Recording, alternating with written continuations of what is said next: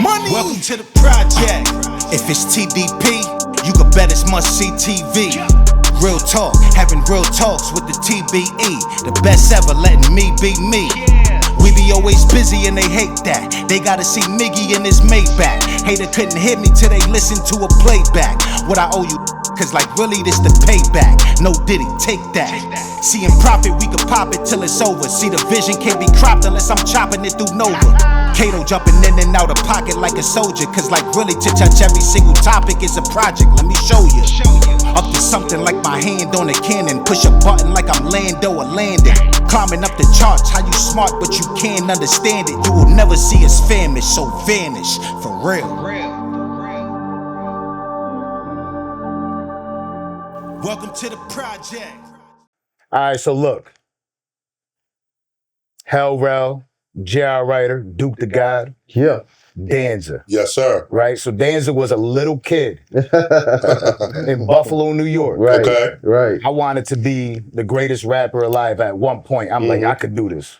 I jumped into the studio, I'm rapping, I'm doing my thing. The music sounded good. Okay. Right? Just so happens that in that same studio, shout out to DJ Shay, rest in peace, DJ Shay. He's the one that taught me everything about music, how to record everything, right? Dope. Benny starts walking in that studio and he starts rapping. History. Know, and then I'm like re-listening to my verse, because it's like, he goes in the studio, I go in, we back and forth, you know what I mean? And I'm like, maybe I should podcast. You know what I'm saying? But one of those things for me that made me want to do music, we're in New York. I'm in Buffalo, New York. I seen a lot of people in the comment sections are like, oh, well, New York City don't claim Buffalo, New York. We call ourselves a town. We don't claim New York City either. Oh, right. We're Buffalo. But heavily influenced as a kid, listening to J.R. Writer and Hell Rell go back and forth. You know what I mean? A lot of people had Styles P and Jadakiss, the way they went back and forth. We get a lot of love from Buffalo, too. Absolutely. Heavy on the Buffalo law. Salute to Buffalo. Shouts to Buffalo. And I used to get a cut at the cut.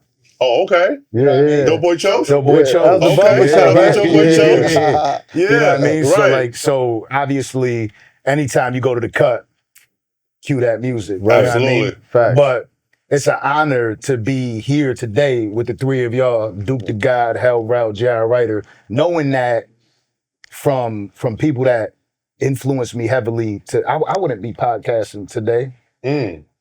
If I don't have that influence. I had to learn that I'm not that good of a rapper. You know what I'm saying? But I helped you start your podcast Absolutely. career. Wow. The Danza Show. That's what it was all about. No, you know what I mean? It's the That's influence dope. of music That's that got me here today. Yes, sir, Ski. Hey, that's dope. And now the three of you are back. Yes, You sir. got a Better record than ever. dropping, right? Double You're trouble. on a press run. Yep. We're in New York City, where this all started from. Everybody's living their own lives, doing their own thing now, you know what I mean? Right. But I had to fly back out here to make sure I'm part of this history. Appreciate you, Denzel. Fire. That's number law. So what is it like to get out here and go on this press run right now, knowing that the music is back? It feels great. It's beautiful. We got a full schedule. Rel could explain it the best. I mean, we them niggas, Danza, so Yeah, bro. I mean, God's been good to us. Shout out to Fred Money, man. This promo tour for Double Trouble is amazing. And it's not even about just Double Trouble as well. Right. We all got our masters back. And not a lot of artists are able to do that. You get what I'm saying? So, it's a different type of year for us. Getting your masters back, how did that go about? Just J.R Writer quarterback that whole flow. Right. just brainstorming and just looking into the laws, the music laws, and looking over my old contract and figuring out loopholes. We got it right. Do you think that gives you a new sense of confidence, knowing that now your career is in your hands instead of somebody else's? Yeah, it does, because the amount of opportunity is limitless. You get what I'm saying? So we don't got no middleman there anymore. And Duke the same way. He got his albums, he got his masters back. Yeah, nah, it just feels good to like, you know, like being like, we've been doing it for like the last 20 years, you know what I mean?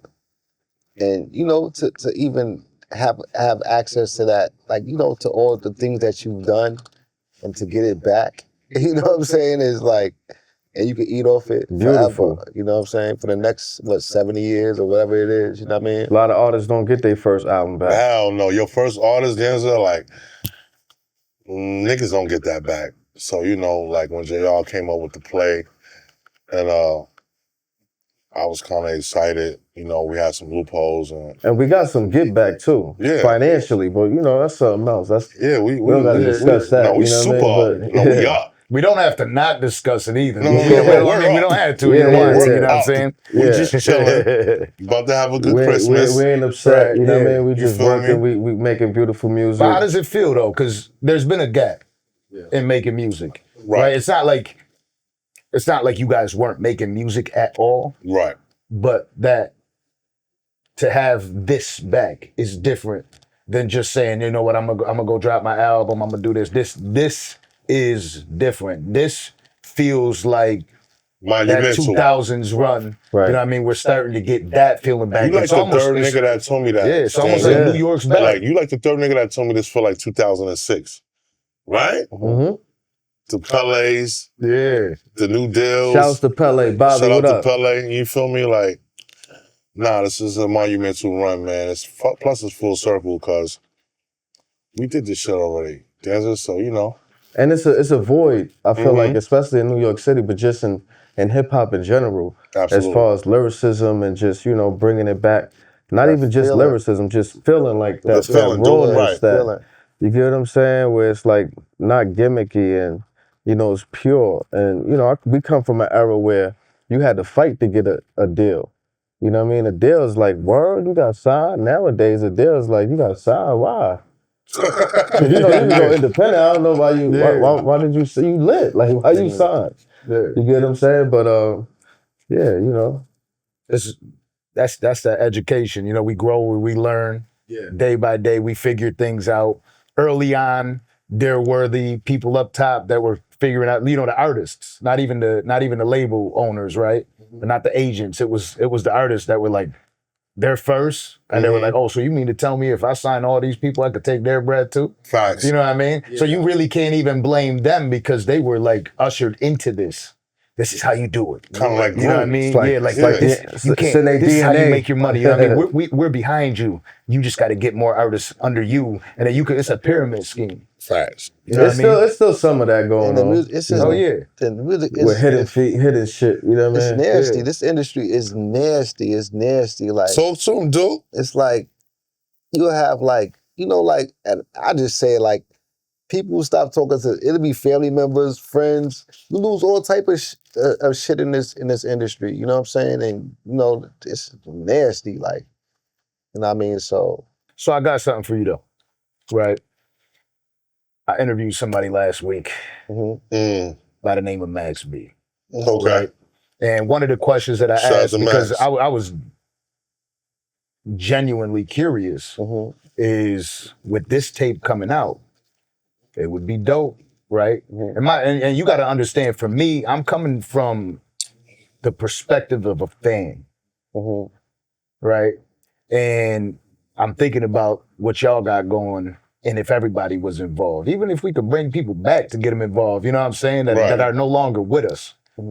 But we think about the record. So I asked him, I said, hey, you know, you heard about the record, and he told me that he's recently spoke to you. Yeah, I spoke to him about like the day, I think the day he came, well, I spoke to him a few times, but I spoke to him the day he came out too.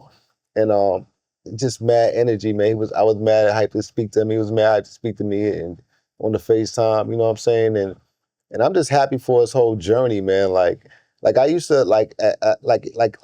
at first, like, you know, when he came down, you know what I mean, we didn't, you know, his music was so like, I guess like futuristic, you know what I'm saying? Even when he got down with the set and Jim Jones and everything, it was so futuristic. It didn't align to what we was doing, you know what I'm saying? We were kind of like spitters, and you know what I mean? And you know, when he came in, it was a little, you know, it was a little different, you know what I mean? So it wasn't really like he wasn't really like probably like accepted. He probably didn't feel accepted like amongst all of us in the beginning. But I always say like for me, for my turning point was when I think he put out a tape with Lazy K. Like, I think it was like his first mixtape. I think it was $1 Million Baby. And he put that out, you know what I'm saying? And around the time I used to sell mixtapes, you know, I used to sell mixtapes. Shout out to Dipset mixtape. Classic. And I watched it, and you know, we put the tape through the system, and the tape did good. I think then he dropped what was the other tape he dropped? Then he dropped like 2 tapes, and Public Domain 1. And them joints did good. Nah, Max is talented, man. You know what I mean? So I always knew he had something, you know what I mean, in the tank, you know what I mean? So shout out to Max B, like, you know what I'm saying? Like, you know, he got the wave going, and you know what I mean? I support the wave, and you know what I mean? I'm on board. Yeah. And to add on that a little bit of what I was saying from a fan's point of view, right? Just as a fan, I've been saying all along, like, a lot of people sit and they just immediately take whatever you say and they're like, oh, they're trying to stir controversy. Right. I couldn't give a fuck less about controversy. You know what I mean? It ain't even really interesting anymore. Right. But I was saying, like, imagine a day that New York came, right? And there's a tour and you were able to get those 2 polarizing figures, Jim Jones and Max B, on the stage together, man. right? It would be a huge moment, but the way I look at it is all these other areas has always figured out a way to make it work. Between I ain't people, gonna lie, right? man. Jim and Max B make beautiful music together. Mm-hmm. You feel what I'm saying? Like, Jim paid the role for him. It's just history. At the end of the day, that's how I look at it. We real niggas, man. We don't hate. We don't tell a nigga shine. Like, at the end of the day, we didn't believe in Max. I'm gonna keep it real with you. I'm just keep it real with you. Max said it. He said it. Yeah, he knows. Yeah, it came from left field. We was them niggas. We like, huh? What? Who? What? Okay. And I think and then he made his bones. You feel what I'm saying? He was doing what we was doing already. He put his pain in. But that's normal. First off, it's definitely normal for a New Yorker. Right. But every member from the Dips was competitive too. Yeah. Right, Jay. So we like animals. You get what I'm saying? So anybody get close to the circle and you rap or you do whatever, it's like, what? Who this? You get what I'm saying? But that's just regular. I feel like everybody go through that. Right. And he earned it. He earned his whole. Yeah, because at the end of the day, we got signed by Cam. When it comes to this Diplomat Bird, if it don't come through Cam, it's kind of like, not saying. Yeah, it really is. Not to discredit what Jim do. Jim is a boss too. Yeah. But it's like, if it don't come through Cam, it's like. Yeah, facts. Right. Yeah. So that's how it's gotta be though. Right. Yeah. So then especially with some competitive ass motherfuckers on the mic. You know what I'm saying? Like, and Max y'all always been competitive. And we ain't gonna lie, Max was putting in pain around that time. He was making his bones, but it didn't come through Cam. So once it didn't come through Cam, we like, huh? Yeah. And Cam would tell you that. He said he didn't see what was going on at the beginning. Yeah. But once he started putting in his work, we like, all right. So to close that section out, he did say a lot of fire coming out of what y'all got going on. That's dope. Appreciate that. Word. Shout out to Max. Is it possible? Of course. Because it will be crazy. You know what I mean? Because I already know this tape is crazy. Dancer, stop. Let me take my shades off. Yeah. We them niggas. Yeah. We don't need nobody. Are Right. you all right? Talk your shit, Like the young Ricky. niggas say, is you cool? Talk your shit, Ricky. That's J.R Are Writer. you good, money? This is Hell Rell. Are you good, and that's money? Duke the fucking God. We don't need nobody, nigga. You hear me? Are you good, I money? raised niggas lyrically. No disrespect to Max. When he was in jail, I was putting in pain, nigga. He was listening to that. So at the end of the day, we them niggas. Studying niggas' If we didn't flows and catch all it when that. it first came through, all right, cool. But we them niggas. No disrespect to what niggas is doing. We love it. We salute it. And we salute, especially if you salute us, niggas that's putting in pain. Back. Yeah, but at the end of the day, that's J.R Writer, Dancer. Yeah. No. Look to your left. That's J.R Writer. Oh yeah, I see him. I see him. Okay. I see him. Look to your left again. That's DukeDaGod. Yeah. What's good, look Duke? straight How at you me. feeling? This is Hell Rell. Yeah. How you doing, all my brother? We've been doing this shit. Yeah. And we no. Can I talk? Okay, my bad. There we go. Yeah, there we go. Hey, real quick, welcome to the Danza Project. You heard? Jerry. Yeah. And by the way, just in case you weren't aware, I'm Danza. I'm just saying, like, I got classics, man. I've been doing this shit. I got albums. I got mixtapes. J.R. Writer is a fucking legend. He's that nigga. Like, we've been doing this shit. So this is like, at the end of the day, what we doing is a full circle moment to our fans. Like, wow, they're back out? Yeah, we just focus on what we doing. You feel me? You know, like, it's like, we stopped the show type niggas. And we ain't paying attention to what nobody's doing right now because we're in our element. I mean, we got a fully loaded schedule. We got like 20 interviews after this. You know what I mean? So, you know. But for New York, we focus on what we focus on. But for New York, and just like, for me, for New York, and just like the nostalgic of it, and just like, I think it would be dope if we could all work together. You know what I'm trying to say? I mean, that's DukeDaGod with his positive shit. We love it. We love it. Yeah. It's tough. But y'all, look, it's always going to be competitive. Yeah. Like, I'm competitive. This is the best interview that y'all are going to have too. You know what I'm saying? And we on the best podcast right now? This is the best one. I mean, that's what brings the best out of you, especially when you're competitive. But what about y'all? Now doing the music, you got the music coming out and it's separate, right? Mm-hmm. But now that the three of you are in the studio, right?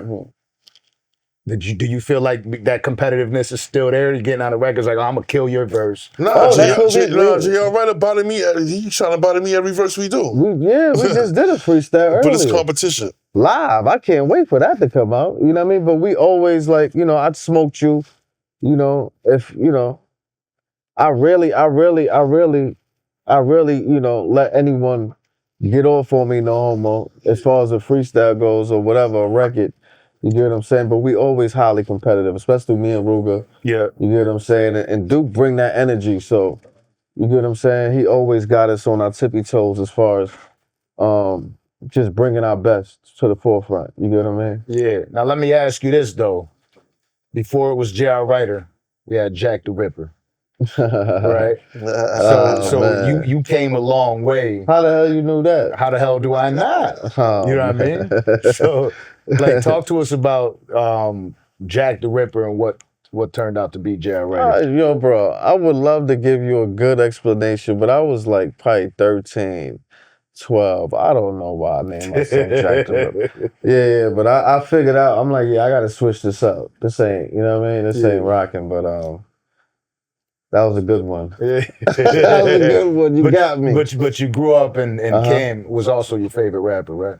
Yeah. Cam was definitely my favorite rapper. Shouts to Killer. Yeah.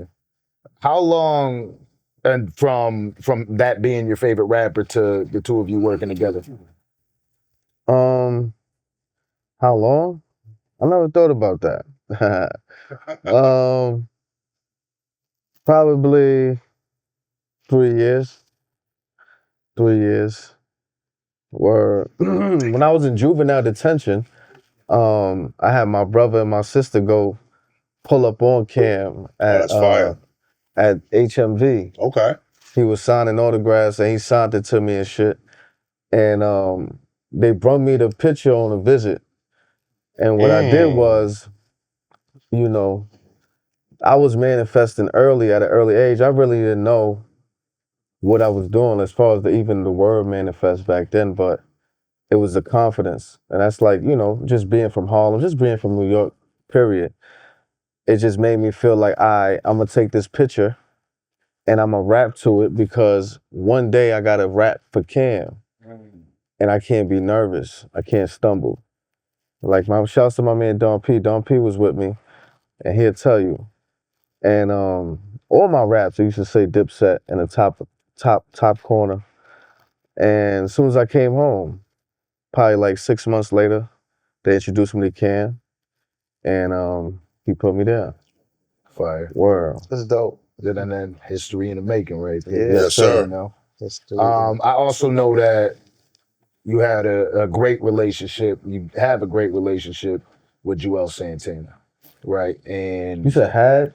I said have. Oh, okay. I said had and I said have. Okay, So yeah. I was correcting Shouts myself. to You know, Joel. Yeah, it's all good. but I know that you helped him find his first studio. Yeah. I helped him. We had met up with a real estate agent, and we went and looked at some spots or whatever. He ended up finding a spot in Jersey and built a studio. Went to CMAsh, brought all the equipment. He dropped like 100 bands or whatever. But yeah, definitely. Shouts to Joel's. Okay, you on your normal shit. Oh yeah. I'm like, exactly, yeah. So I'm like, yeah. Exactly. I forget his name. Nardwar, yeah. No. But like, in this, how did everybody come together? How are the three of you here today? Well, this guy right here is like, Duke is the crazy glue, Danza. He's a dinosaur. Like, he's, you know what I mean? He's been with Children of the Corn, Big L, like he's a different type of, so everybody got a different path, even though me and Hell Rell met before we met Cam, before we met anybody in Dipset. You know what I mean? Because back then in our era, if you was nice, it don't matter where you was at. I don't give a fuck if you was from Connecticut or wherever. Niggas will know who you is. Facts. So we crossed paths that way because he was hot. He was from the Bronx. I was hot. I was from Harlem. And his niggas brung him to the studio. And we just, you know, same thing. That's how I met Loaded Lux. That's how I met any of these rappers that I know, you know what I mean? Like T-Rex and... JR, I'm just not any of these rappers. Nah, for sure. We come from a different cloth, but I'm trying to explain that cloth so people will understand. You get what I'm saying? Okay. But you're the glue. Yeah, Duke is the glue. Yeah, he's the energy. He's the Iron God. He's the crazy glue. He said you're the dinosaur, man. I've been around the back block. to Children of the Corn, though. Up and down the streets, you know what I'm saying? Since like, I'm gonna say like 94, you know what I'm saying? 93, 94. You know what I mean? With shout out to Maze, shout out to Killer, shout out to Gruff, shout out to Big L, shout out to Rest in Peace. One of the greatest MCs, Bloodshed, you know what I'm saying? Rest in peace. Harlem. Bloodshed. I mean, so I've been around that era right there, like, just figuring it out back then, like when it wasn't for Pro Tools. You know what I'm saying? Like before they was digital recording. We had everything. What was it? Endorses to kill. What was it? The Reels? It was the Reels, right, dude? Reels, it was that? Okay. It was tapes. It was just shit like that. It wasn't no Pro Tools around that time. You know what I mean? So I've been around for a long time, you know what I'm saying? And you know, I'm always thankful and grateful, like, you know what I mean? Because I don't, you know what I mean, to just get at this at a level where you know what I mean, where we at even right now, but even before, like to just get at a certain level, you know what I mean, to just create music and you know, I seen the greats do it. I seen some people that didn't make it, you know what I mean? And to say that we made it to the level, you know what I'm saying, that to even influence so many people, you know what I mean, and I always say this, I always be like, yo, even if Dipset was number one, even if it was for an hour in the world, even if it was for an hour, like like to have the feeling to know what it feels like to be number one. You know what I'm saying? Even if it was for 1 minute, you know what I'm saying? Dipset again?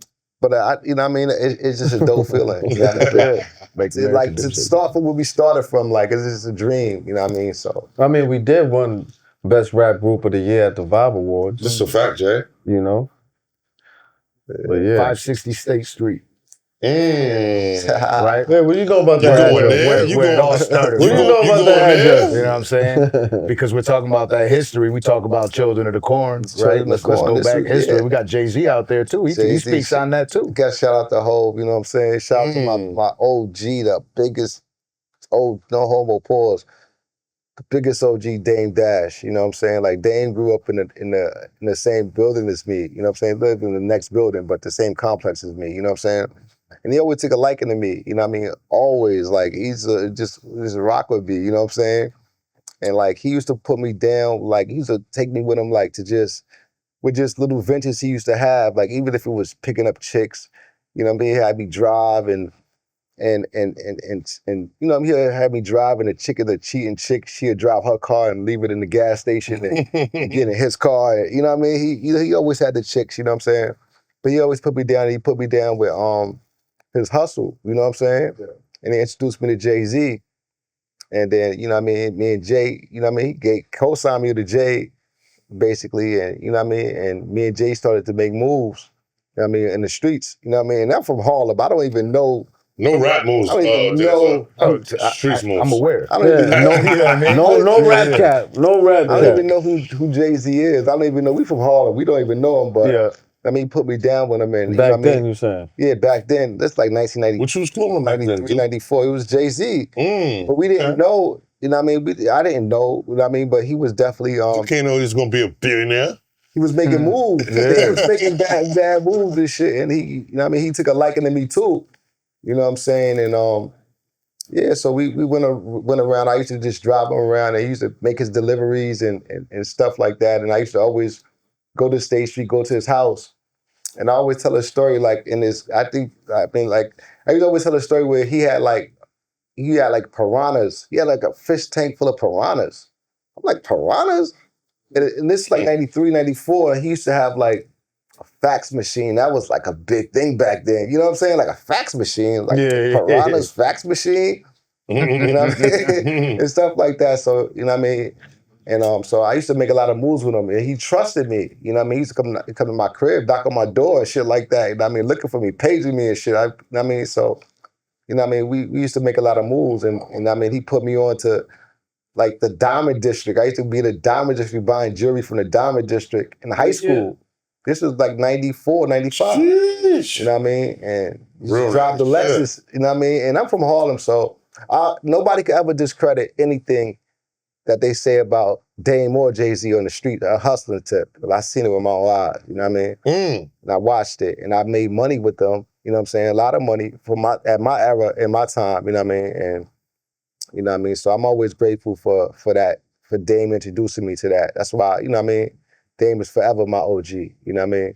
He used to tell me little things like this. He used to be like, yo, Duke, buy jewelry, because if you ever fucked up, you can always pawn it and get back on your feet. You know what I'm saying? He always gave me gems like that, you know what I mean? So that hustling mentality definitely carried into your career with Dipset, right? Yeah. Because I know that you printed up most of the Dipset merch coming up as well. That's that hustler's mentality coming. When it comes to the merch, Duke is number one. Yeah, we used to kill him on the merch. Like I was happy, and I that's why I love Cam forever. Like Cam basically gave me the keys to a record company with no experience. You know what I mean? It was basically learning on the job. You know what I'm saying? And he made me an A&R of everything. He put me in charge of Jim, Jewels, Rell, JR. You know what I'm saying? Everybody we had on the label, he put me in charge of everybody, gave me the keys to it, and let me run the whole company. You know what I'm saying? And I was able to just like, you know what I mean, figure out the mixtape game. You know what I'm saying? And we did dope in the mixtape game. We sold millions. Millions. I want to say millions. Millions. Of mixtapes. You know what I'm saying? And just T-shirts and just setting that tone for the industry. I mean, as I pay attention to where it's at right now, we was doing it back then. You know what I'm saying? And you know what I mean? When internet first came out, not to say first came out, I don't want to say first came out, but you know what I mean? Kind of. Yeah, like damn. Right? When the internet first came right out. there. Remember that website? You Mad? Yeah. All the Dipset stuff. So we caught the cusp of that, you know what I mean? So I'm forever grateful and to just learn and just to see, like, I remember there was Alexa, and I remember we used to be so high ranked. I don't know if you know what Alexa is. It was like it still exists. It still exists? I didn't even know Alexa still exists. Amazon for all the website. It was like a ranking. But we basically, we was so high on the list, you know what I'm saying? And without no ads or none of that, you know what I mean? It was just so organic, you know what I mean? Every T-shirt. I mean, I flew to Japan, did a show, and every show I hit, they all had the shirts that he printed up. Yeah, it was in his crib. And I used to make this stuff like you say hustling. Like I was a super hustler, so I had my dude. Shout out to my man Lou. He's the older Dominican dude, and somebody introduced me to him, and I moved him in my house. I'm like, look, man, you know how to work this machine? You know what I'm saying?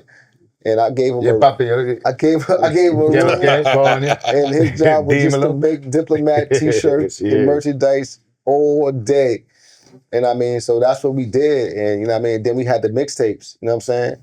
And we did that as some of the highest ones to ever do it. You know what I mean? Bro. And on top of that, an engineer. And I'm right, I'm like, I can wear with the merch, I asked him one time, because I don't really like I don't like the pocket watch, none of that. But I'm like, yo, bro, back then, what was you making a month? That nigga said 100,000 a month. It was funny because I still got the receipts, and I just like, what? Add that up each month though. Yeah, so y'all got to collect your royalties now. You got to figure out. You got to go back in time and figure out. We don't trip off that. But when it comes to the engineering too, you record a lot of legendary sessions. What would you say is the most memorable session you've had? I'd probably say like. Off the top, I'm gonna say probably like the Down and Out, Kanye West and Cam.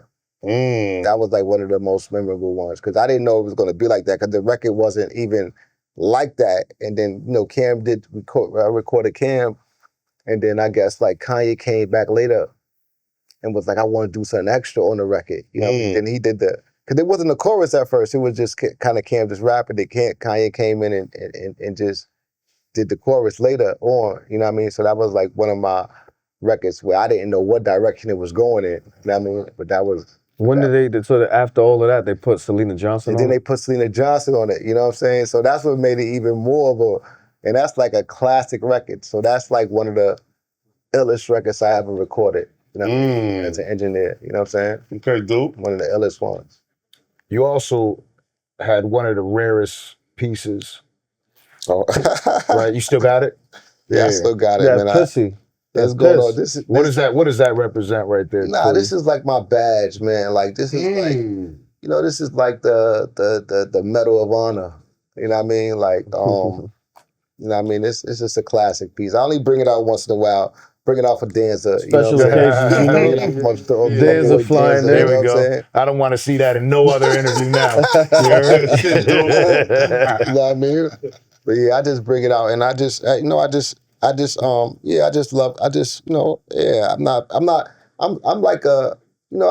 like to get the money sometime and don't even show it. That's my motto. I don't care. That's me. I just want the money and just I want people to you'll never know it. I want people to not know I have it. I mean, you know what I'm saying? I kind of like to fool people, to let them like me for me, and then if they figure it out, they know. If they don't know, they don't know.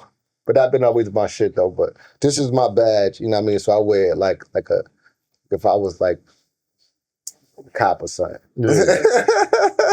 Now, throughout all of this, the one thing for sure is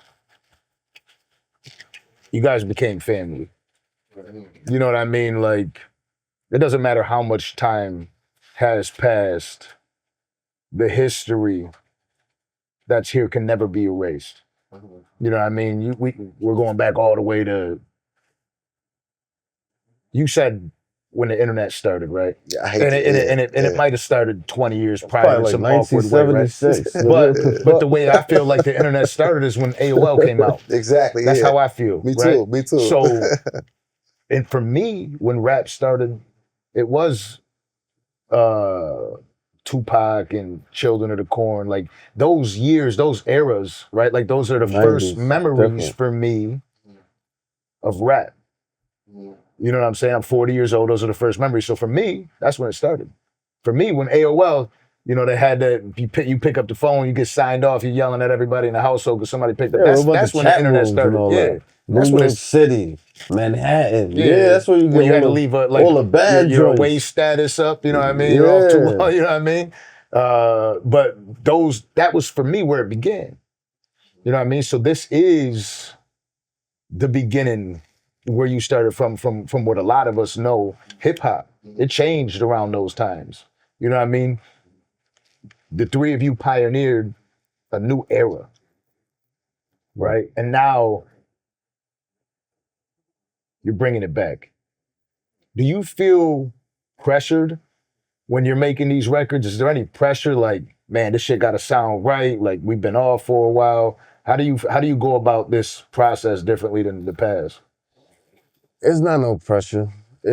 I mean, not more than the average pressure, because I feel like every artist, it don't matter who you is, there's always a certain amount of pressure because you always want to challenge yourself and make sure you on your tippy toes and you giving it your best. So to me, it's not no pressure, but there's excitement there, especially after doing, you put something out just to see how people react to it, and seeing the reaction and the reaction being further than what you expected, like bigger than what you expected. That's when it's like, oh, I got to get in my bag. Because they, you know what I mean? It must be some type of void going on, you know what I mean? Because we ain't expect this type of reaction. You get what I'm saying? But yeah, it's more of an excitement. It's not no. Not a fluke. What you say? It's not a fluke. Yeah, of course not. Never that. Not at all. Is there expectations? Yeah, it's expectations because we represent a certain cloth.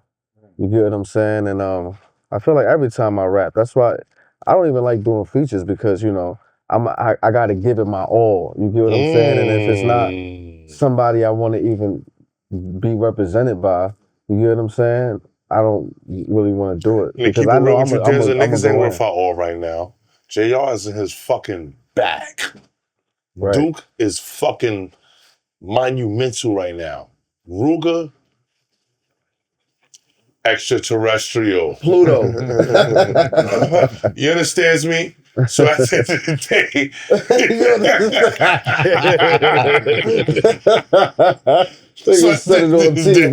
so at the end of the day, man, we ain't got time to be wasting shit for niggas. Yeah. If you fuck with us, get with us. If you don't, nah. But he was asking if it's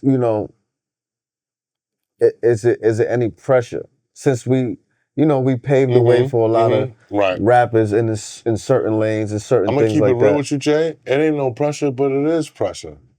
Not pressure to where we feel uncomfortable, where we gotta impress niggas. It's pressure, like it's up. I like that.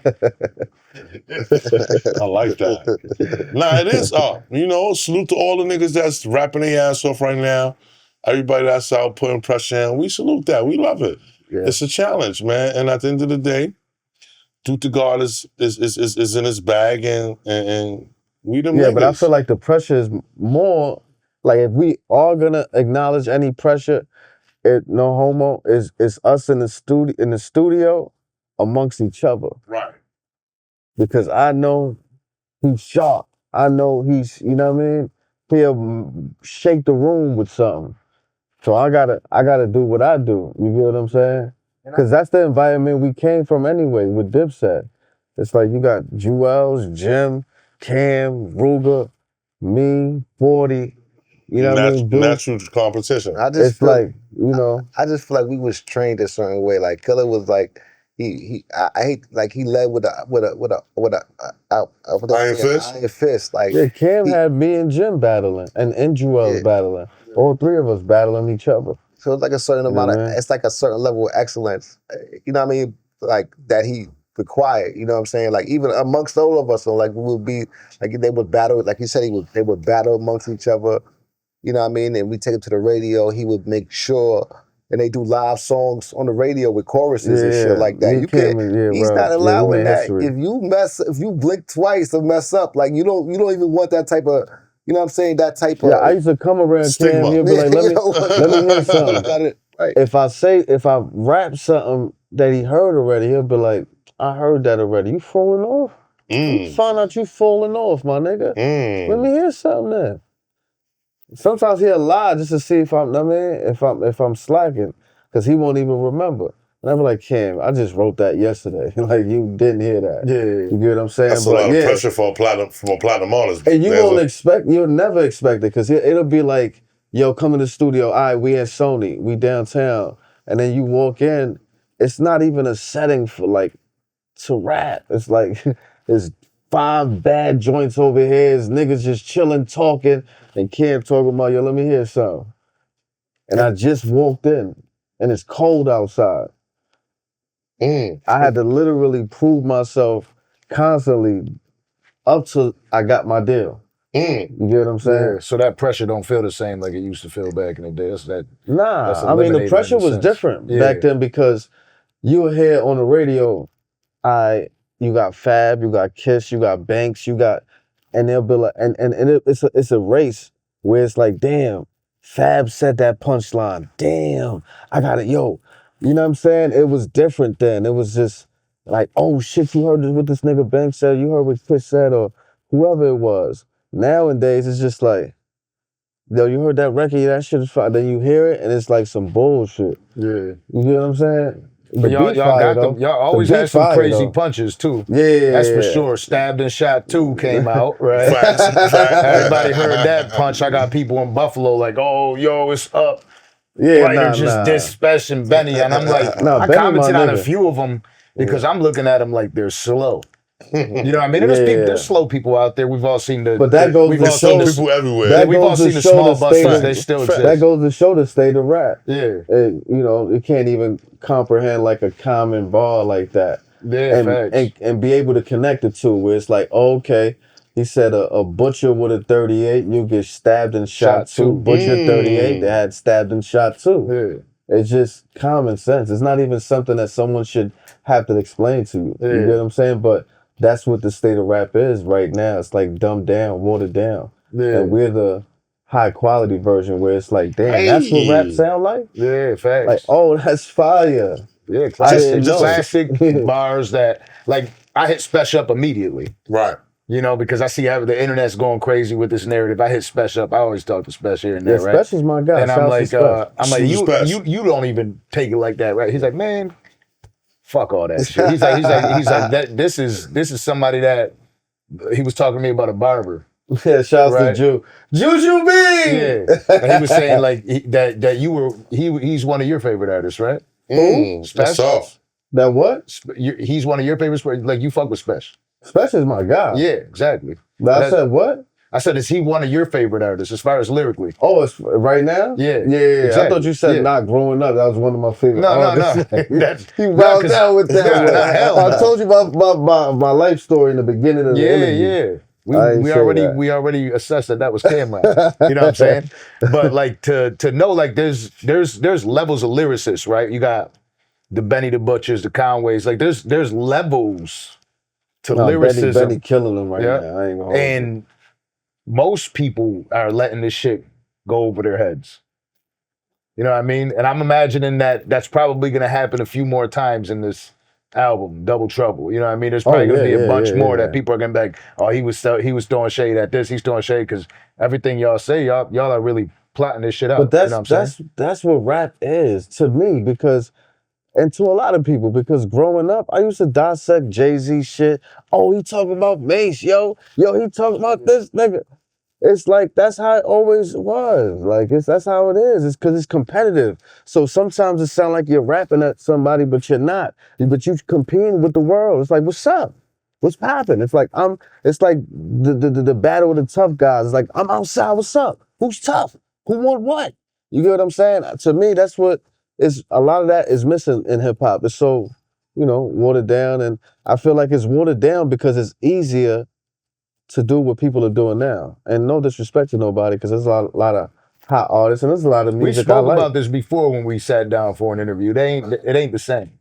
No, it's not. You know what I mean? This is not the same era of music. It's more like it's pop rap. It is. Mm-hmm. It's about like getting the TikTok going. You know what I'm saying? Lyricism isn't where it needs to be because we all expect lyricism. If you're from a certain era of hip hop, you want to hear lyricism. That's never gonna go away for a lot of us. And there's still a new era of people who respect lyricism. I respect all the history of the music, but on top of just the music of what y'all have done, there's been real life, and I don't want to get away from that, right? With the three of y'all became a family, right? Mm-hmm. And there was a lot of things that have transpired in your life, right? You lost both of your parents. Right. Talk to me about that and how you've managed to get through such turmoil. I still ain't get through to that, man. That was a touchy situation, man. That kind of like destroyed me.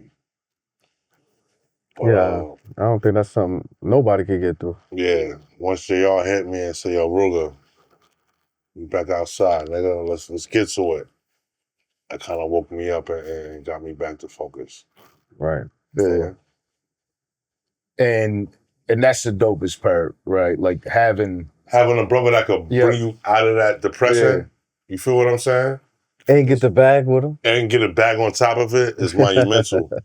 Plus with Duke, you know what I mean? Being there encouraging me, like, Duke came to my father's funeral, you know what I'm saying? Real nigga shit. Real nigga shit. JR, like, was there for me, like, so with the love I got for these niggas is unexplainable, you feel me? So what was like the call like to say, yo, let's make this Double Trouble album? Who made that call? I mean, we talk almost every day. This is my bros, is my family. So Nice.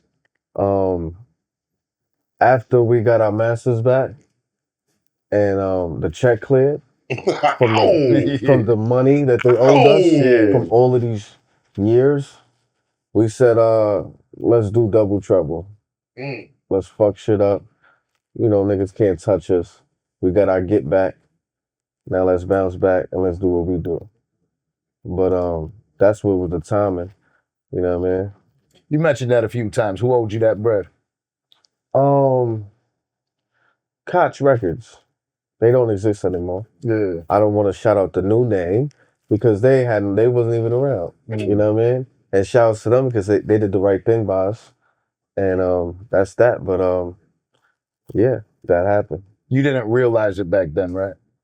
Like it's something that you realized later in your career? As far as what? That they owed you that bread? Was it something in the back of your mind early on? Like kind of like, I don't know if this is... I'll be real with you, because maybe some people out there that could relate and get inspired by it.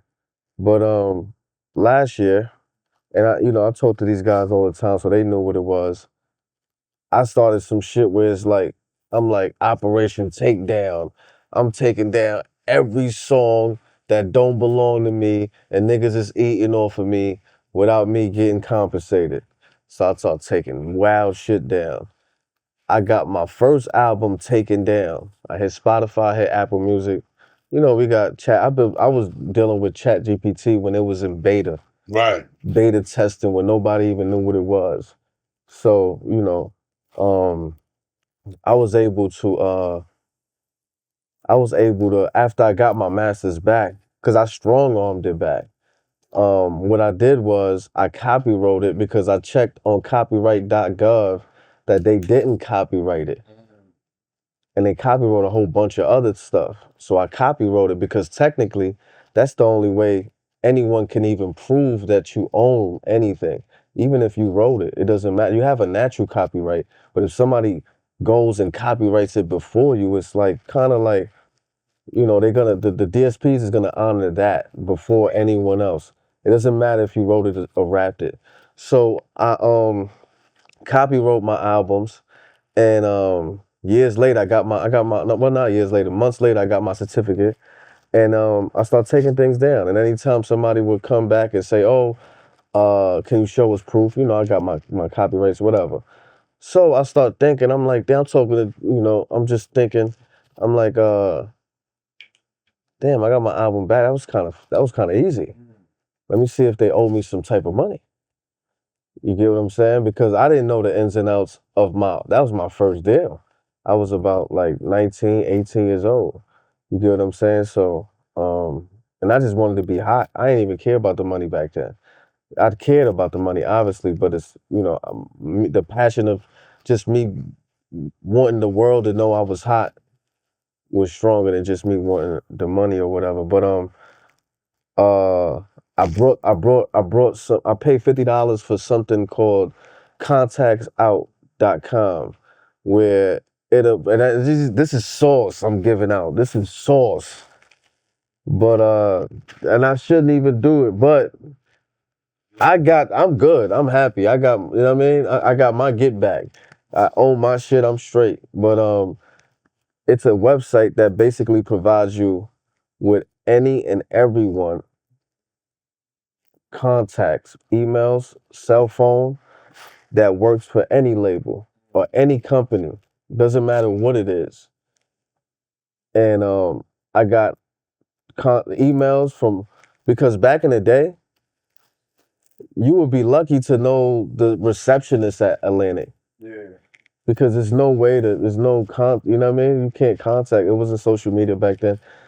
But now, you know, I found that website, it provided me with everybody. I researched, I mean, what happened with Koch and who owns Koch and things like that. And yeah, once I reached out to the right people, like owners, CEOs and all of that, I got a response back and we had some dialogue back and forth. You know, that was chat GPT narrative, you know what I mean? So it helped me walk it through and just combat back and forth with the labels or whatever.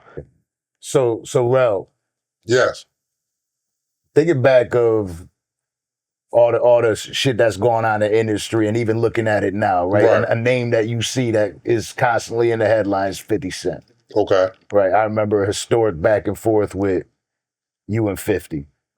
Okay. And everything that was going on over there. Have you guys ever fixed that? I mean, you know, 50 a funny nigga, you know. He's crafty on in line, but ain't no pressure, ain't no beef. It's all off. There's nothing to fix there. Because there was nothing ever there. There was never a relationship, so. And I know that you're back in the studio with Jim. Right. And what does that feel like, getting back and getting these Capo. things going? Yeah. I mean, we them niggas, man. We this is what we do. So, you know, at the end of the day, it's regular programming. Yeah. But at the end of the day, it feels good though. As we working. It's a new era. Yeah, we were just in the studio with Jim yesterday. In the studio with Cabo. Shout out to Cabo. Shout out to Is there Fred. any backlash from it? Excuse me? Any backlash? Nah, not at all. This what me and J.R do. Yeah. It seems like y'all got like the clearance to just do what you do. No, you know what I mean? Like all them niggas, we do what we do. We don't need no clearance. No, not in that sense. Like y'all don't need have no clearance. We do what we do. But hear what I'm saying, right? Okay. Like y'all have the ability to avoid all the conflict. Like it doesn't matter who you're in the studio with, y'all don't deal with it. You've all have done your own shit from the beginning, and you've continued to do so without any of those issues. Yes, sir. We just stay away from like all the chitter chatter, all the politics and chatting and all. You know what I'm saying? Like for what? Like, you know what I mean? Like I stand totally clear of that. You know what I'm saying? So we don't get caught in the crossfires, the strays, and I mean the stray shots and all that. Like, you know, I love Killer, I love Jim. Nobody could never turn me against either one of them or whatever. So I'm gonna keep it always authentic. Facts. And I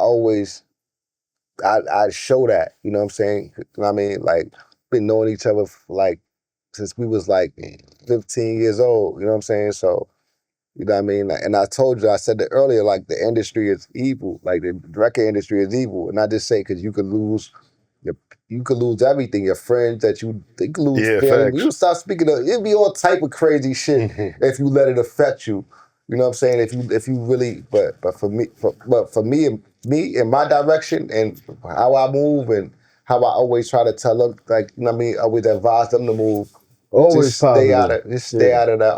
We stay out our way. We stay out the way and do what we do because we don't really need no gimmicks and clout and all that. We don't gotta pick a side. We fuck with everybody. We fuck with everybody that fuck with us. You get what I'm saying? So yeah.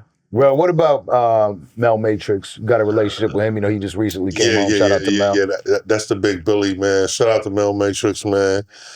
Just came home. Very, very, very important piece to this puzzle on the Dipset chessboard. And he's just been loyal. He's been showing love. He's been a real nigga all through the years, and we just been supporting him, man. Whatever he need, we there for him. 2009, Chicago. We saw you with Lil Reese. Correct. How did that connection happen? That was kind of interesting right there, man, because, I mean, I seen extended clips, but at that year, like, I seen the most extreme clips in my life. Like every nigga around me had 90 bullets on them. Like shit was crazy. Like walking through the traffic. Just experiencing that whole Chicago wave was crazy. Cause it's the first time I got interested. Yeah, introduced to it. Yeah. So it was crazy. I mean, it was crazy when I seen it on YouTube. I'm like, what the fuck is that? JR hit me like, nigga, you out there with the Lil Reese to these niggas. I the lamb wrong. Right. So at the end of the day, it was crazy.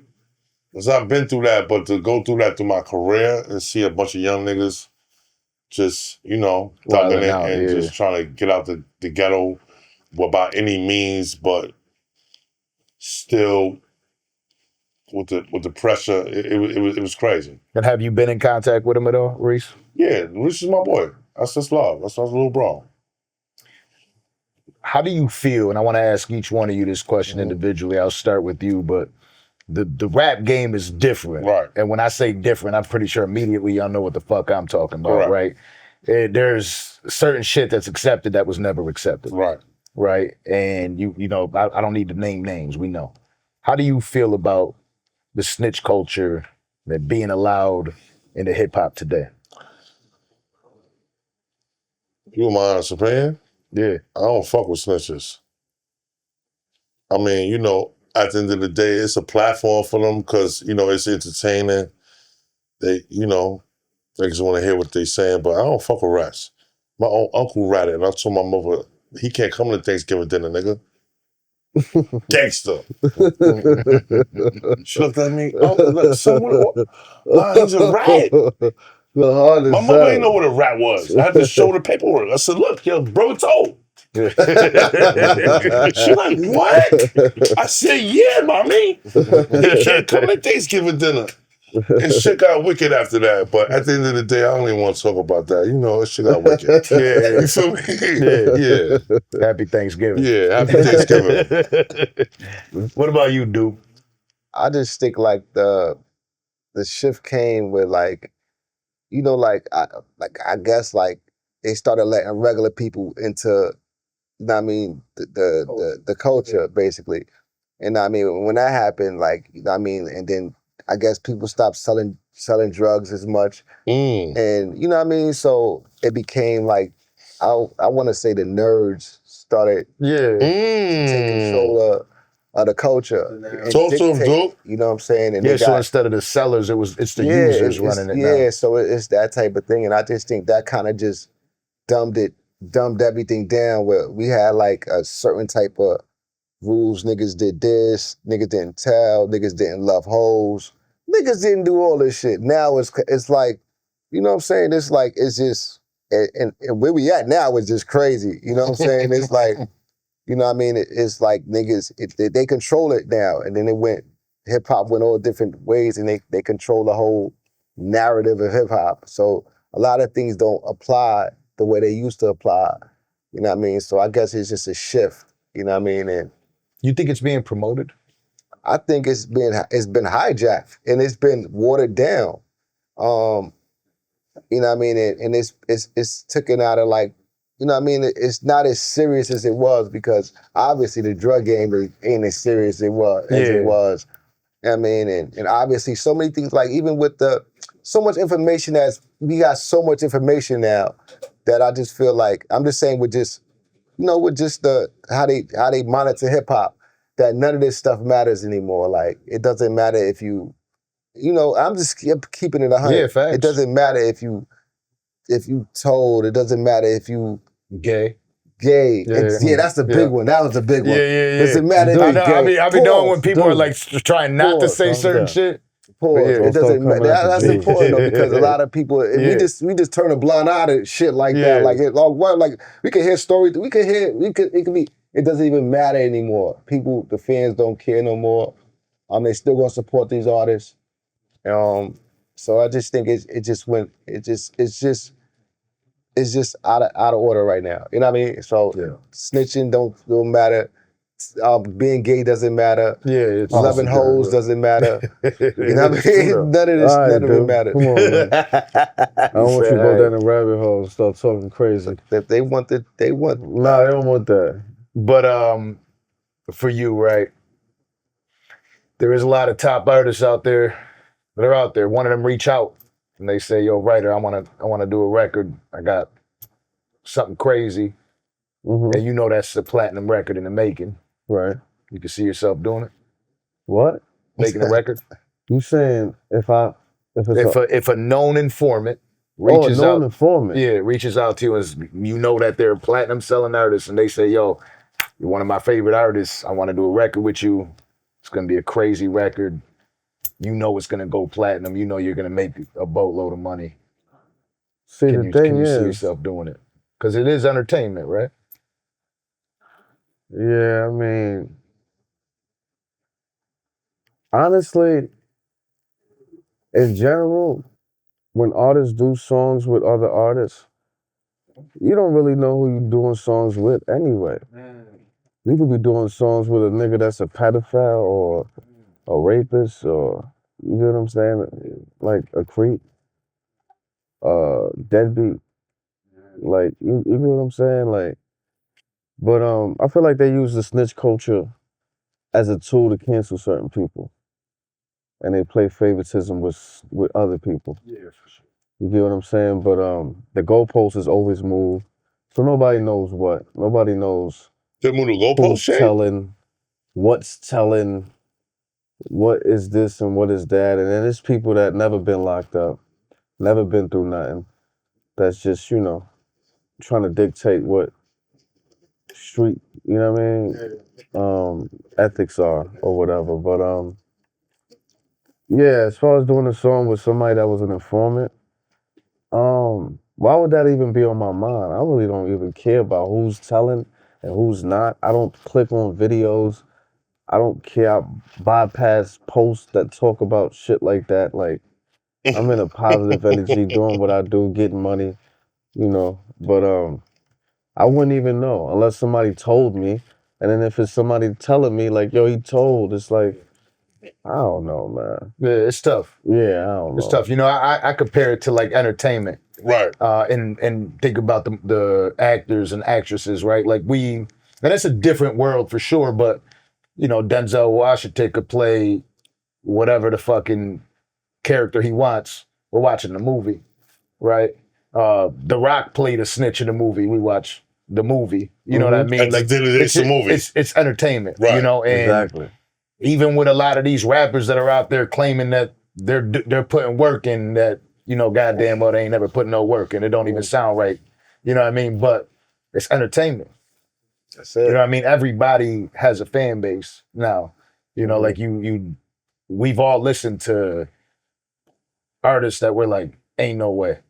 You know what I mean? There ain't no way that's the number one record or that made that don't make no sense to me. It's but all it does. All facts. You know what I'm saying? All facts. So it's entertainment at the end of the day. And everybody has an opportunity to make their bread, you know, so it is what it is. You know, for me, that's kind of, as a fan, I've just been kind of like you are, like, I don't even give a shit no more. I don't really You know what I mean? Like, let them do what they got to do. Yeah, like, as long as we ain't, you know what I mean? I'm not doing business with them, so they can do whatever the fuck they want to do. You know what I mean? They can trap that shit is so tiring because they run that narrative through the ground where it's like, you know, like, man, this shit fire. Gunna just put out some shit. That shit fire. I don't know what y'all talking about, man. Who cares? Like, that ain't my business. How does it feel seeing two of the members, Cameron and Jim, right, in the podcasting space now? And is that something that we could ever see? Like, because we know you're about to go on a hell of a run, right? I know when Jim first started the podcast and shit, he ain't believe he was starting a podcast. His post, I ain't starting a podcast. Y'all don't know what's going on. This is different. It's like, well, yeah, I know you're starting a podcast, Jim. You know what I mean? Because you can I remember that post too. Yeah. You can see. That shit had mad comments because people really thought he was starting a podcast. Yeah. And he like, psych. But now we're here, right? And then they got the Let's Rap About It. There is the It Is What It Is, the Talks with Flea, Artist to Artist, right, is the other one. Could we see something like that from the three of y'all ever? Do you think that that's something that you could do? I don't know. I mean, the chemistry is there, but right now, me and J.R Writer got, like, I'm gonna keep it real with you. Like, we ate, but it's still food on the table for us, Danza. Right. So like we come back from business. Unfinished business. Yeah, that same work ethic we'll put into the podcast, we could be putting into some type of music, some videos, some dope ideas, things like that. What do you want out of this? You drop this record, is it you're already thinking about what's next? I'm gonna keep it real, Danza. JR got millions, Duke made millions, I made millions. We just want to be anointed. Bow down to us. It ain't too hard. It ain't that hard. We just want to be anointed. It ain't that hard. But do you feel like you've been left out when most of these people are speaking and they think about Dipset? Left out and counted out is two different things, Danza. I've never been left out. I've been counted out. And the niggas who counted me out ain't good at math. So, you feel me? So at the end of the day, me, JR, Duke, came to come back and clean up the table, man. Because we left scraps there. We ate, but we want the seconds. And like JR said earlier, it's a void. Like, we kind of want to fill the void. Like, why not give people what they want? Like, if they want this, give them that. Like, you know what I'm trying to say? Like, and I feel like we already know how to do it. We just was kind of like, you know what I mean? Like, not in the main light as we was before. You know what I'm saying? You know, if that makes sense. Yeah. Now, to ponder on what Duke said, main light means a lot of sense because we wasn't gunning for that. You feel what I'm saying?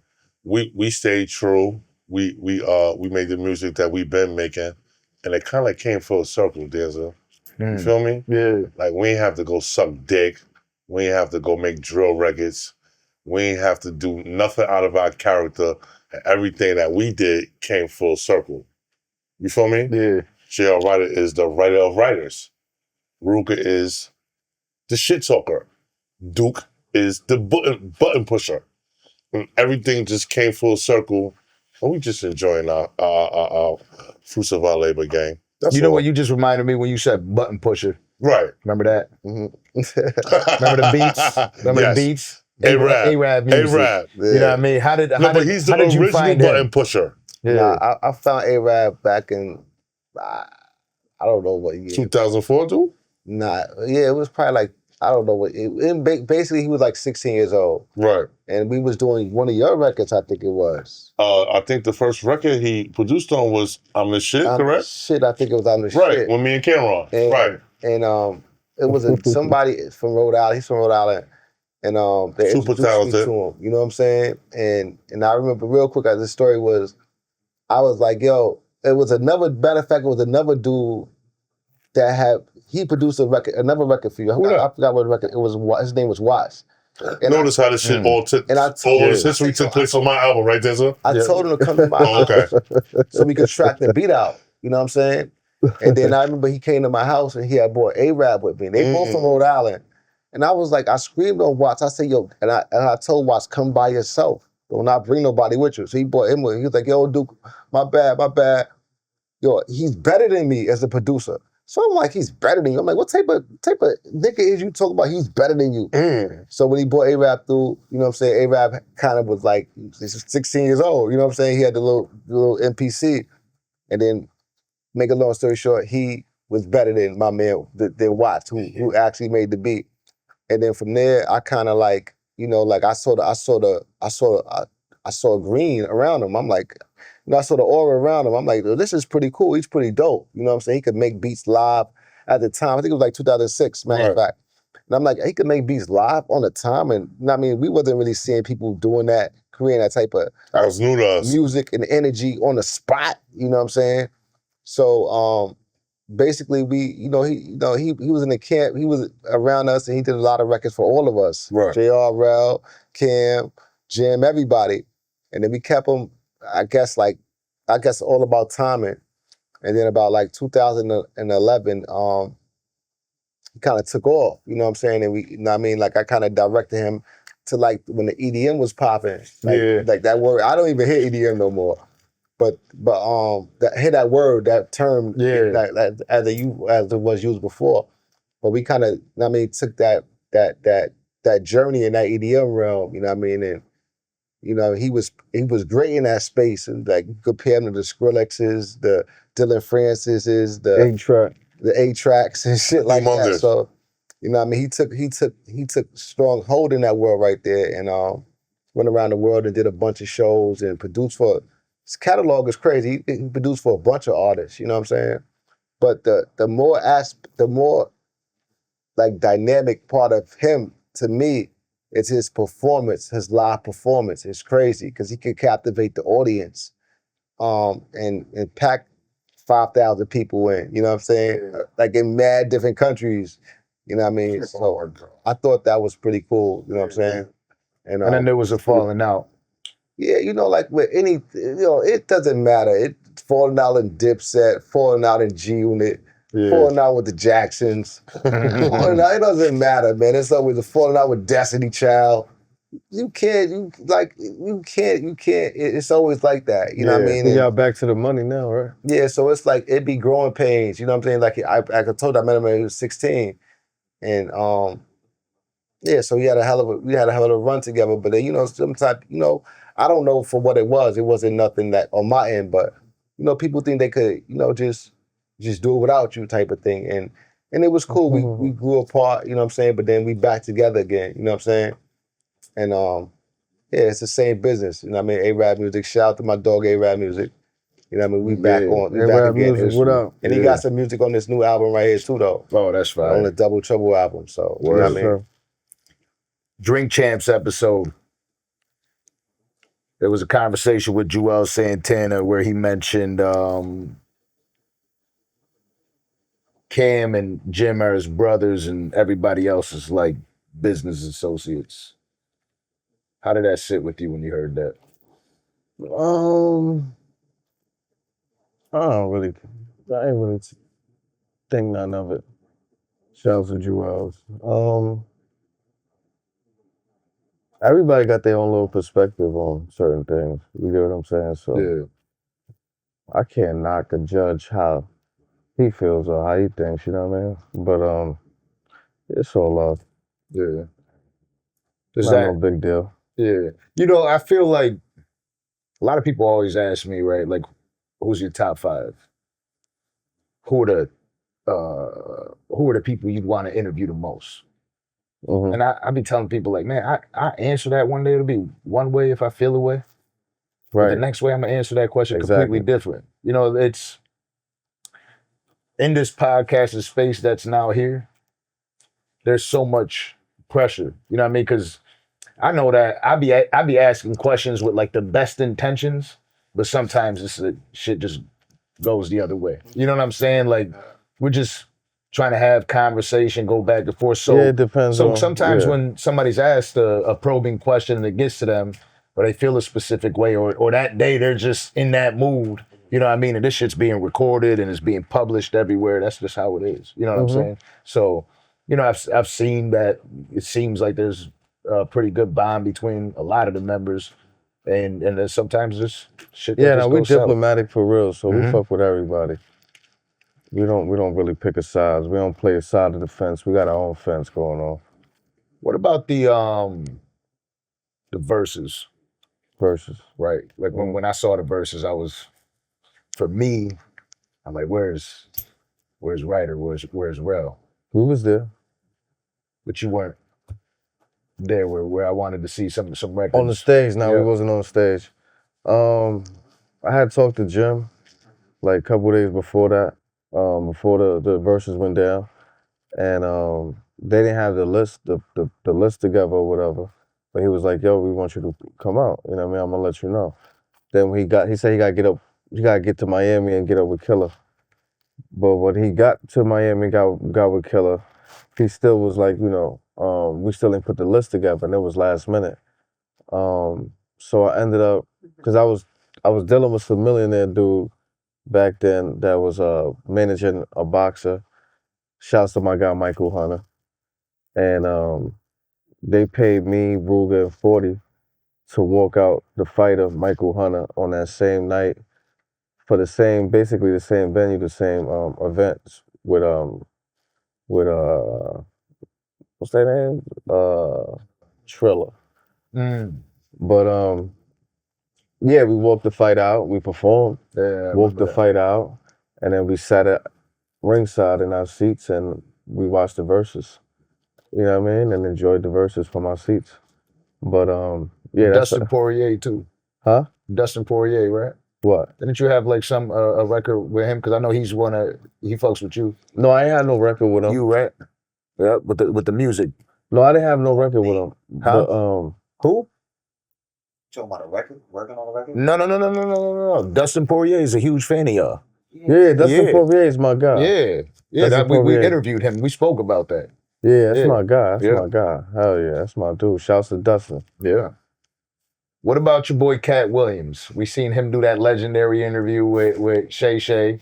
Mm-hmm. And I know that there's Dipset stories with him involved in it. He's mentioned it, but Dipsex. Huh? No, Dipsets. That's what I almost said. But but I know there's a story of him throwing a chain out the window in a fit of rage before. Well, I throw that to Duke because Duke know more. I didn't ever saw that footage with him throwing the chain out the window. No, I heard those stories. So. But bitch, Katt, shout out to Katt. Like he was always kind of like, like he was always kind of like always like with us. Like I remember Katt used to like before when Katt was on top of the I don't know where he's at. Like you know what I mean. But he was on top of the world. He used to always come to my crib. You know what I'm saying? Yeah. He'd always come to my crib. He used to be in a bulletproof van. Like this was, I don't know what year this was, 2008, 7. He always come to my crib, and I used to hang out with Katt a lot. You know what I'm saying? And he always showed mad love, and you know what I mean. And it was dope when Cam embraced him, and you know put him down with us. You know what I'm saying? Gave him a chain and you know it was with him. You know what I mean? So. I always got mad love for Katt. I think he's super talented. You know what I mean? You don't know what he's unpredictable. You know what I'm saying? Yeah. You don't know what he's gonna do. You know what I mean? Shouts to Katt. Yeah, he's real talented and he can rap. We got a song on with J.R Writer and Katt Williams. Mm-hmm. You know what I mean? It's on one of my albums. You know what I mean? Yeah, but I salute the Katt. Good. You know what I mean? You were on Purple Haze. You were on Jewel's first album, Jim's first album, Zeke's first album. Right. Yet when people speak on Dipset, sometimes your name isn't mentioned. I feel like this is a lot of us too. Yeah. I feel like if it was 2 artists in Dipset and I was the 3rd, I would never get left out. But I feel like there's so many names to be mentioned that sometimes I get left out. You know what I mean? But I can't, not to take away anything from Cam, because Cam is a legend for real. And people call me a legend, you know what I mean? And that's dope, and I appreciate that, but Cam is a legend for real. Jewel's, Jim, they put out big bodies of work, but they know what me and Rell and Duke, even Duke got albums that are classic. More Than Music 1, More Than Music 2, The Movement Moves On. You get what I'm saying? So, but the question was, how do I feel? Yeah, like, at times when people mention it and they're just mentioning Jim and Cam. Yeah. Because to me, it just shows the lack of knowledge you got on Dipset.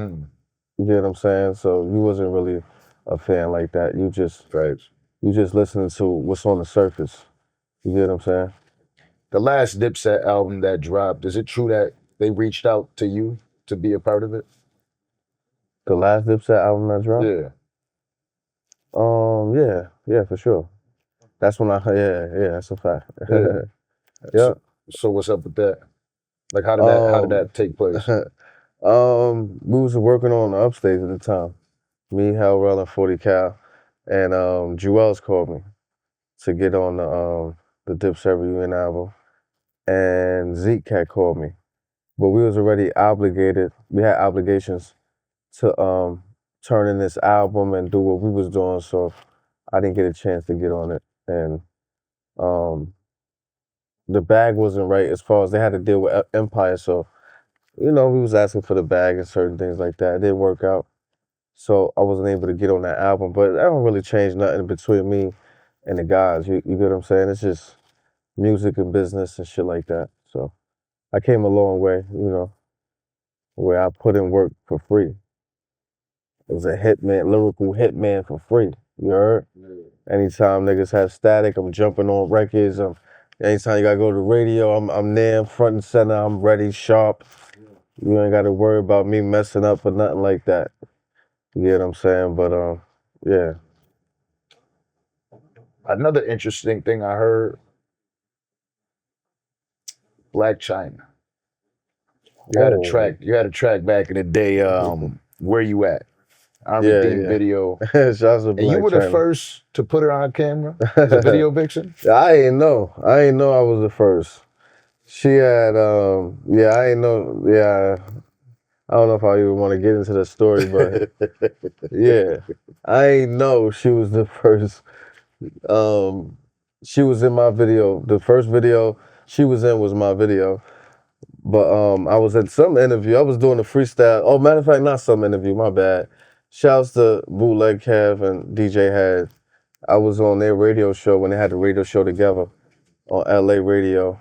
I had did a freestyle, and we had the Lamborghini parked in the front. We had the Oricon, me and Fred, and it's a funny story, but yeah, we jumped on the highway. A Sprinter. Make a long story short, I'm not gonna say the whole fucking story, but we jumped on the highway. Sprinter pulled up, and yeah. I'm trying to figure out where I'm gonna, you know what I mean? Like, sometimes certain things ain't for everybody, but word. Shouts to Blac Chyna. Cam did an interview recently where he mentioned that J.R is the best lyrically. In the world, man. You feel like that's a unanimous decision throughout, especially Game like Dips? over. Game over. Yeah. Yeah. I ain't gonna lie. I agree though. I agree. And I've said that plenty of times. Like, I mean, we had you up on the podcast, hit that freestyle. Yes, sir. Yes, sir. No, I appreciate that. But Fred was keeping up with you in there too, though. Yeah, Fred be trying. He learned from the best. Fred good money too. Fred is good. Fred money. Perfect name. Good money. Fred good money. When you heard Duke, when you heard the album Upstage from J.R Writer and 40, what did that like? Did you think that was a shot to like ruffle feathers? Nah, I thought it was.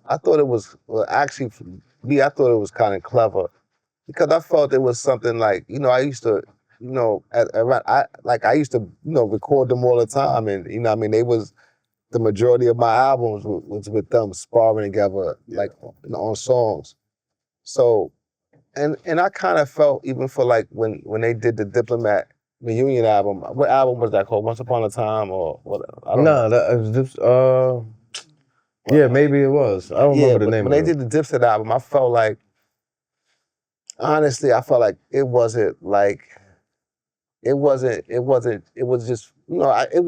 just for the contract obligations or whatever, for the money or whatever. It was a bag play. I felt it wasn't as like how we used to do the albums before. And I felt like when they did the Upstage, it was like from the roots. You know what I mean? It was like, kind of organic. Like, you know what I'm saying? Like they like each other. They did the records with each other because they liked each other. You know what I'm saying? And I just felt like that was more, it was more authentic than the other album. You know what I mean? Like when I think about it, you know what I mean? Because like even when I listened to that Diplomat album, it wasn't, I know we all got to grow and morph into, everything can't be the same. But I just felt like that album went all the way to the left of what we used to do. You know what I mean? And it wasn't like the combat or response or, or even like try to upstage their album. It was more so like, this is a dope moment to put out music, our music, their music, and we make it a whole Dipset day type of thing, whatever.